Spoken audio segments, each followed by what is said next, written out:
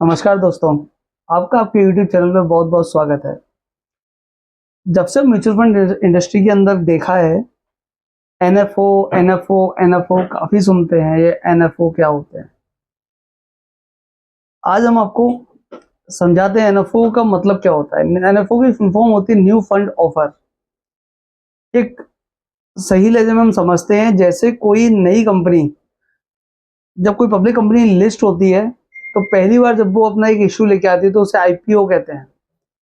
इसी तरह mutual fund industry के अंदर जब कोई नया फंड मार्केट में कोई एमसी कंपनी लॉन्च करती है तो उसे कहते हैं न्यू फंड ऑफर, यानी कि एनएफओ। सवाल उठता है कि हमें एनएफओ में क्यों जाना चाहिए या फिर हमें एनएफओ क्यों चूज करना चाहिए। देखिए, उसके बहुत सारे कारण हैं।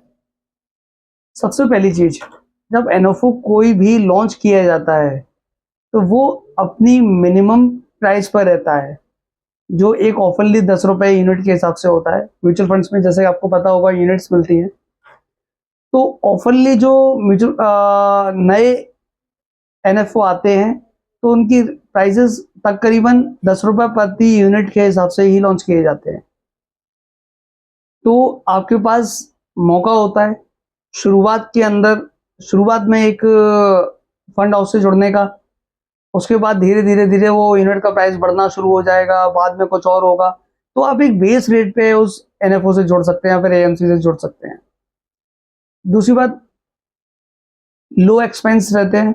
जैसे कोई भी अगर पुराना एक फंड चल रहा है तो हो सकता है उसके ऊपर कई सारे टैक्सेस की मार हो, कुछ और चीजें चल रही हो उसके साथ में, तो एक एनएफओ एक फ्रेश शुरुआत होती है, यानी बिल्कुल स्क्रैच से शुरुआत होती है।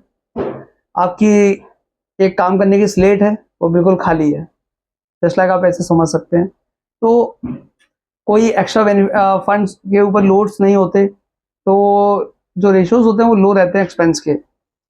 एनएफओ कई तरीके की चीजें लेके आते हैं।